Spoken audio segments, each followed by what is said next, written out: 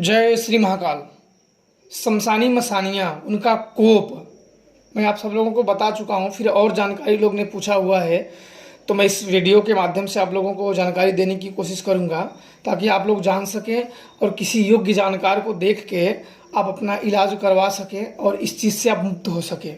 शमशानी मसानियाँ ज़्यादातर लोग किसी के ऊपर शत्रु बाधा के लिए, दुश्मनी के लिए या और अन्य किसी बाधा के लिए लोग प्रयोग कर देते हैं, दुख और संकट देने के लिए।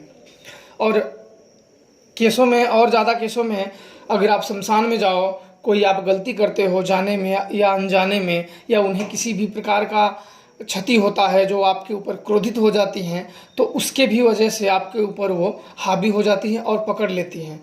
जो शमशान से मसानियाँ पकड़ती हैं उनका उत्तर जान पाना बड़ा मुश्किल होता है, क्योंकि वहाँ जब वो पकड़ती हैं तो बहुत ज़्यादा की संख्या में होती हैं। अगल में भूत प्रेत होते हैं, मसानियाँ होती हैं, और कितने मिल जाते हैं उसमें कि बता पाना भी मुश्किल है। क्योंकि वहाँ शमशान में अगर उन्होंने क्षति या उन्हें कोई दिक्कत हुआ या आपके ऊपर वो मोहित हो गए या आपको उनको आपके ऊपर पकड़ने की इच्छा हो गई तो पकड़ लेते हैं।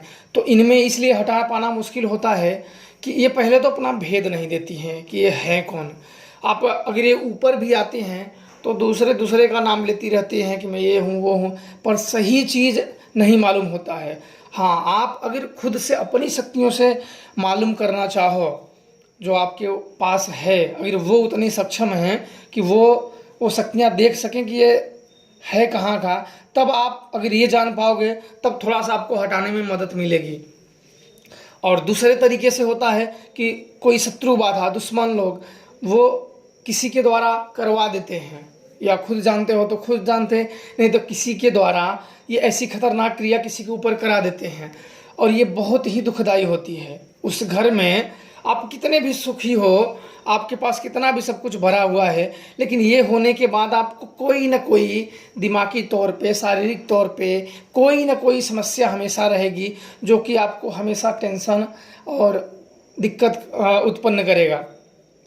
इसलिए ये जब क्रिया हो जाती है तो धीरे धीरे वो इसकी मानसिक स्थिति बिगड़ने लगती है, और उसके घर के सदस्य में आपस में टकराव होने लगता है, झगड़े होने लगते हैं, सब अपने अपने तरीके से सोचना शुरू कर देते हैं। एक तरीके से ये आप ऐसे माने कुछ चाटक एक अलगाव हो जाता है। किसी का कोई व्यक्ति लंबे बीमारी से ग्रसित रहना, उसे बार बार कराने के बाद उसके चीज़ में सुधार ना आना, अचानक से कोई मुसीबत आ जाना, फिर डाउन हो जाना, फिर आ जाना। ये मेरा कहने का मतलब कि मुसीबत कुछ ना कुछ एक खड़ी ही रहती है, जो आपको हमेशा समस्याओं में आपको घेरे रहती है। तो बहुत में तो ऐसा होता है कि किसी का दिमाग भी डिस्ट्रॉय हो जाता है, वो पागलों की तरह। आप सोचोगे कि पहले तो ये व्यक्ति बहुत अच्छा था, फिर अचानक ये कैसे हो गया। तो ये सब जब किए जाते हैं तो इस प्रकार से, हालांकि भूत भी उत्पन्न कर देते हैं, मसानी क्रिया ही नहीं, भूत भी होते हैं, प्रेत भी होते हैं। और बुढ़ों में तो मैंने बता दिया है कि उनकी समस्या क्या होती है, हाथ पैर सब तोड़ना। लेकिन हाँ, ये बात है कि बुढ़े जो बुजुर्ग लोग होते हैं उन पे जब ये ऊपर पड़ती हैं तो उन पे कोई ध्यान नहीं देता है ज़्यादातर, क्योंकि जो थोड़ा सा यंग होते हैं, जो थोड़ा सा ठीक होते हैं, उनको लोग ज़्यादा बचाने की कोशिश करते हैं। पर जो बुजुर्ग लोग होते हैं उन पे ज़्यादा लोग ध्यान नहीं देते हैं कि चलो हो सकता है कि उम्र के कारण ऐसा हो या किसी अन्य कारण से हो, तो उन पे ज़्यादा कोई ध्यान नहीं देते हैं, और वो समस्या ज़्यादा उत्पन्न करती है। क्योंकि ज्यों ज्यों समय बीतता जाता है त्यों त्यों वो अपने कब्जे में उनकी बॉडी को लेते जाते हैं। समय ज्यों ज्यों बीतता जाता है वो उनकी बॉडी में रह के ताकतवर बनते चले जाते हैं, और एक दिन ऐसा आता है कि अचानक में कोई ऐसी लंबी समस्या खड़ी करेंगे कि शायद उसमें उस व्यक्ति की डेथ भी हो जाए, अर्थात मौत भी हो जाए। आप लोगों ने ऐसा देखा होगा कि बहुत ये लंबे बीमारी से था, अचानक में गिरा, लुढ़क गया।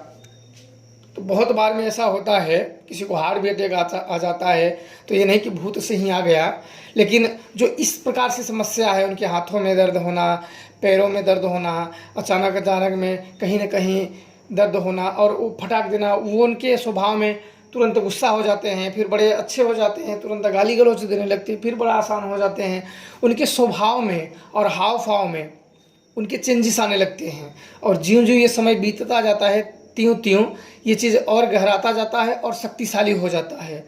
और इसलिए आप लोग ये यही करिए कि अगर ऐसा कुछ हो तो किसी योग्य जानकार को, कोई अच्छे जानकार को देखिए और आप उनसे इलाज करवाने की कोशिश करिए, क्योंकि ये चीज़ आपको ही समस्या देने वाली है। क्योंकि जितना बीतता चला जाएगा समय, उतना आपके बॉडी में रह के आपकी जो ऊर्जा है, जो ताकत है, वो खाते चले जाएंगे और आपको मृत्यु के नज़दीक लेते चले जाएंगे और आप दिन पे दिन मर रहे होंगे। आपकी शक्तियाँ, आपके शरीर, आपके हड्डी, ये सब तरीके के वो आपको डिस्ट्रॉय करना शुरू कर देंगे। तो कोई, मेरा तो यही है कि कोई अच्छा सा जानकार हो, जो जानकार हो, शमशानी क्रिया करता हो और जिसे आप जानते हो, उससे आप दिखाइए और इस समस्याओं से मुक्त होइए। नहीं तो ये इनके ऊपर है। और ये चीज़ इतना ध्यान देना, आप लोग अब देखे भी होंगे कि ये चीज़ अगर इस व्यक्ति, चलो किसी बुजुर्ग के ऊपर है या किसी लड़के के ऊपर है या किसी, तो उसको अगर उसने मार दिया किसी कारणवश, उसको वो नहीं मिल पाया, कोई अच्छे जानकार नहीं मिल पाए बचाने के लिए,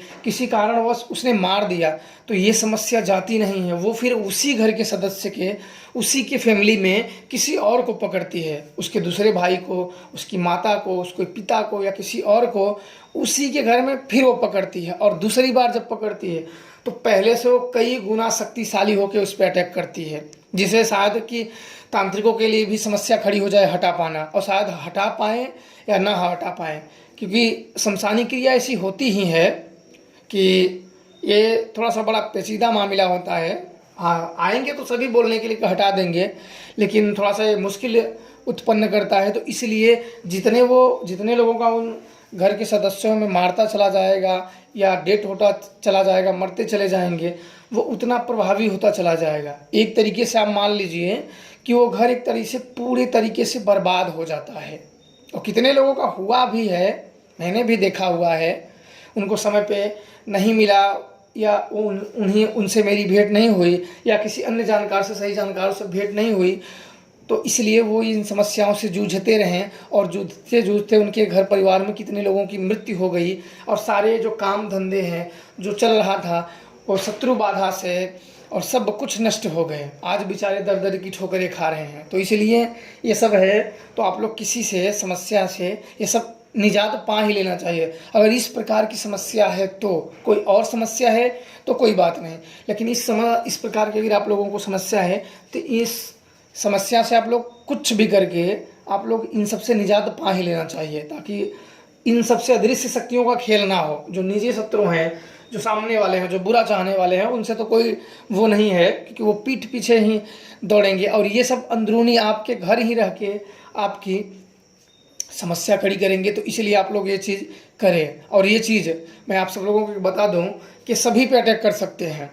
उस घर में रहने वाले, अगर माता को है तो पिता को भी हो सकता है, पिता को है तो पुत्र को भी हो सकता है, पुत्र को है तो पुत्र के पुत्र को भी हो सकता है। क्योंकि ये बड़े उपद्रवी आप मान लो या दुष्ट आत्मा मान लो, या जैसे आपको मानना है वैसे आप मान सकते हो। क्योंकि जब किसी को कोई परेशान करता है तो उसे आप दुष्ट ही मानोगे, जाहिर सी बात है। और लोग ऐसा नहीं कि इसे छूटने का प्रयत्न नहीं करते। हाँ, बहुत लोग में मैंने ये देखा हुआ है कि जो इन्हें हटाने की कोशिश करता है, अगर हाँ उसके ऊपर अगर बड़ी शक्तियों का हाथ नहीं है या बड़ी शक्तियों की कृपा नहीं है, तो सबसे पहले वो ये चीज़ जान ही नहीं पाएगा। और जान भी पाया कि चलो ज़्यादा तो नहीं जान पाएगा, पूरी चीज़ नहीं जान पाएगा, अगर जान भी पाया कुछ थोड़ा बहुत, अगर उसने इसको देखने में हाथ लगाया तो उसी के घर में समस्या होना शुरू हो जाएंगी। उसके जीवन में, उसके परिवारों में किसी का बीमार हो जाना, एक्सीडेंट हो जाना, कुछ और तरीके से उसी के घर में समस्या, उस तांत्रिक या बाबा या महाराज जो हो, उसी के घर में समस्या हो जाती है। तो वो बेचारा क्या करेगा, वो छोड़ देगा कि उसके बस की बात नहीं है। तो इसलिए मैं यही कहूँगा कि आप लोग अच्छे जानकार देख के आप करिए और कराइए। बाकी आप सब लोगों की जैसी मर्जी। आप लोगों ने जानकारी मांगा, आप लोगों को जानकारी दे दिया है। अब आप लोग खुद देखिए कि किसके जीवन में कैसा हो रहा है, कैसा नहीं हो रहा है, उसके हिसाब से आप लोग कार्य करिए और सुखी रहिए। जय श्री महाकाल।